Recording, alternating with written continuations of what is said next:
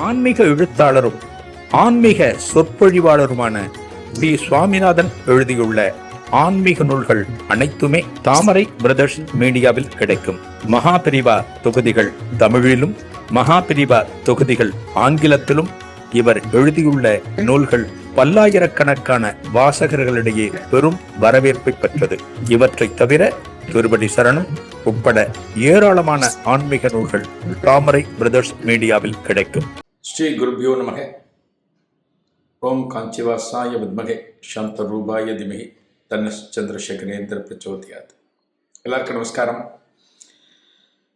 மகாபெரிவா மகனை யூடியூப் சேனலில் பெரிவா தொடர்பான பல அனுபவங்களை பல காலமாக பார்த்து கொண்டு வருகிறோம். இந்த வகையில் இன்னைக்கு நம்ம பார்க்க போற ஒரு அனுபவம் அப்படிங்கிறது, கர்ம வினையின் காரணமாக நாம் எந்த அளவுக்கு பாதிக்கப்பட்டாலும் ஒரு குருவினுடைய அனுகிரகம் கிடைக்கிற போது அந்த கெட்ட கர்மா இருக்கு பார்த்தல அப்படியே ஜீரோ ஆயிடும்.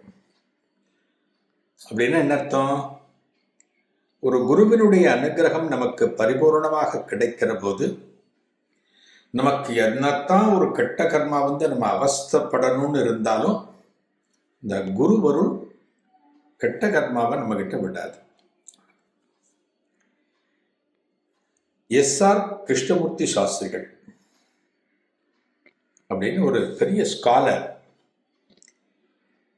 மெட்ராஸ்ல சமஸ்கிருத காலேஜில் ப்ரொஃபஸராக இருக்க பெரிய வேத பண்டிதர். அதாவது வேத பண்டிதர் அப்படின்னு சொல்றதை விட வேதத்தை கரைச்சு குடிச்சவர் நம்ம சொல்லுவோம் இல்லையா, அந்த அளவுக்கு ஒரு பெரிய நாலேஜ்.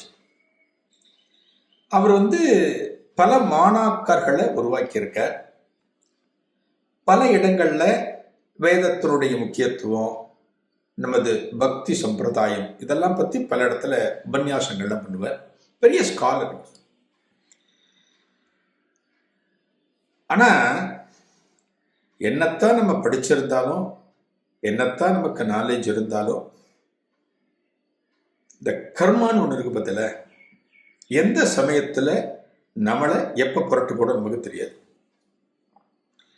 பெரிய பணக்காரன் சொல்லுவோம், காசு பணம் அவ்வளவு குமிஞ்சு கிடக்கு, சொத்து பத்தி எக்கச்சக்கம் அப்படின்பா. ஆனா ஏதான ஒரு கட்டத்துல திடீர்னு அந்த சொத்தெல்லாம் கரைஞ்சு போய் ஜீரோக்கு வரல இருக்கு. ஒண்ணுமே இல்லாம இருப்பார். திடீர்னு ஒரு யோகம் அடிச்சவர் மேல ஓஹோன்னு போய் நிற்பார். எல்லாத்துக்கும் கர்மா காரணம். இந்த எஸ்.ஆர். கிருஷ்ணமூர்த்தி சாஸ்திரிகிட்ட வாங்கல, இவருக்கு கர்மா வேலை செய்யறது, கெட்ட கர்மா.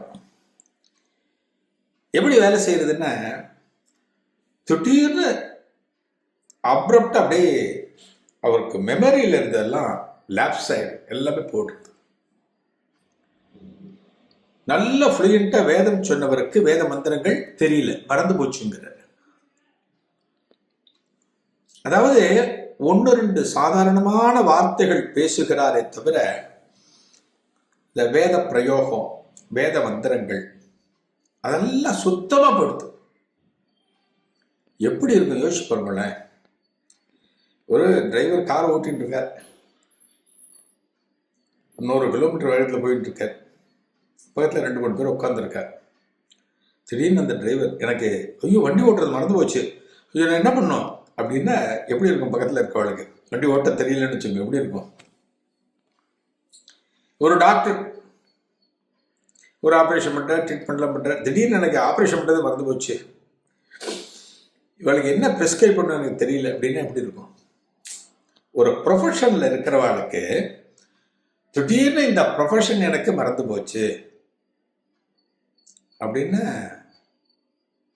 எவ்வளவு சோகம் பாருங்கள.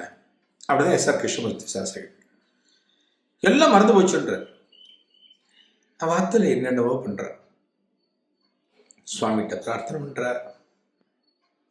அண்ணா யோசிச்சு பாருங்க, அமைதியா இருக்கோ, ஒரு நாள் ரெஸ்ட் எடுங்கோ, என்னென்னமோ சொல்லி பார்க்குற. ஒன்றும் அவருக்கு சரியா வரல. அப்படியே சித்தப்பிரம பிடிச்ச மாதிரி உட்காந்துருப்பார். சாப்பிட கூப்பிட்டாள்னா எனக்கு பசியே இல்லை அப்படின்பார். யாரை பார்த்தாலும் மலங்க மலங்க பார்ப்பார். பார்த்தா வீட்டில் பார்த்தா, அதாவது இவாளுக்கெல்லாம் மகாபிரிவை தான் எல்லாரும், எல்லாமே மகாபிரிவை தான்.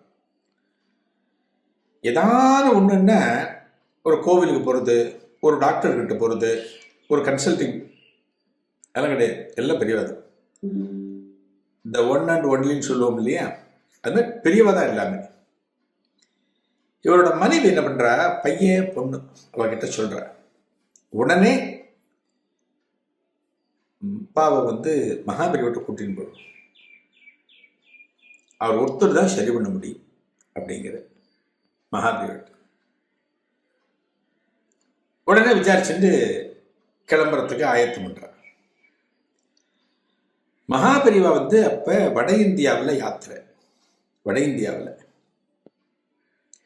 மகானுடைய யாத்திரையெல்லாம் இன்னைக்கெல்லாம் நிறைய வசதிகள் இருக்கு. வாட்ஸ்அப்பு, அது இது எல்லாமே இருக்கு. இன்னைக்கு சௌகரியங்கள் எவ்வளவு இருக்கு. இன்னைக்கு ஒரு துறவி, ஒரு சன்னியாசி இன்னைக்கு எந்த இடத்துல இருக்கார், நாளைக்கு எந்த இடத்துக்கு போறார், நாளைக்கு மத்தியானம் எங்க இருக்கார், இன்னைக்கு எல்லாமே ஈஸியா நம்ம தெரிஞ்சுக்க முடியும். ஆனா மகாபெரிவா காலத்துல பார்த்தோம்னா அந்த அளவுக்கு வசதிகள்லாம் கிடையாது. பெரியவா இங்கிருந்து எங்க போற, அங்கிருந்து எங்க போற, அதெல்லாம் ரொம்ப கஷ்டப்பட்டு தான் கண்டுபிடிக்கணும். இவ கஷ்டப்பட்டு கண்டுபிடிக்கிறா. யார? கிருஷ்ணமூர்த்தி சாஸ்திரியுடைய மனைவி. அங்கங்க விசாரிச்சு பெரியவா எங்க இருக்கார் அப்படின்னா சிந்துபல் அப்படிங்கிற ஒரு கிராமத்துல இருக்கார், நார்த் இந்தியாவில். பக்கத்துல ஒரு மதுரையில இருக்கா, ஒரு திருச்சியில இருக்கான்னா ஈஸியா போடலாம். அந்த கிராமத்து பேரை வச்சுட்டு அந்த கிராமம் எங்க இருக்குன்னு விசாரிச்சுட்டு ட்ரெயின்ல போய் பிடிச்சிட்டு இந்த ஊருக்கு போயிட்டார். யார் யாரு?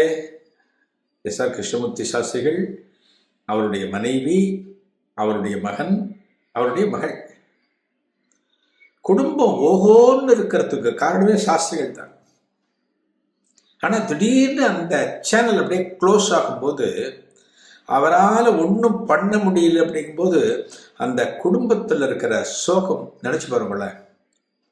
ஏர்னிங் மெம்பர் அப்படிங்கிறது ஒரு நல்ல லௌகிக்கம் தானே. ஒரு உத்தியோகத்தில் சம்பளம் வரும், அதை வச்சுன்னு குடும்பம் பண்ணுவா. திடீர்னு எல்லாம் ஸ்டாப் ஆயிடுது. சோகத்தோட குடும்பம் சிந்துபல் கிராமத்துக்கு போறது மகாபெரிவா தரிசனத்திற்காக. இந்த மகானது அனுகிரகம் கிடைச்சி இவர் குணமாகணும். இதன் தொடர்ச்சியை அடுத்த நிகழ்வில் காணலாம். நன்றி, வணக்கம். ஆன்மீக எழுத்தாளரும் ஆன்மீக சொற்பொழிவாளருமான பி. சுவாமிநாதன் எழுதியுள்ள ஆன்மீக நூல்கள் அனைத்துமே தாமரை பிரதர்ஸ் மீடியாவில் கிடைக்கும். மகாபெரிவா தொகுதிகள் தமிழிலும், மகாபெரிவா தொகுதிகள் ஆங்கிலத்திலும் இவர் எழுதியுள்ள நூல்கள் பல்லாயிரக்கணக்கான வாசகர்களிடையே பெரும் வரவேற்பை பெற்றது. இவற்றை தவிர திருப்படி சரணம் உட்பட ஏராளமான ஆன்மீக நூல்கள் தாமரை பிரதர்ஸ் மீடியாவில் கிடைக்கும்.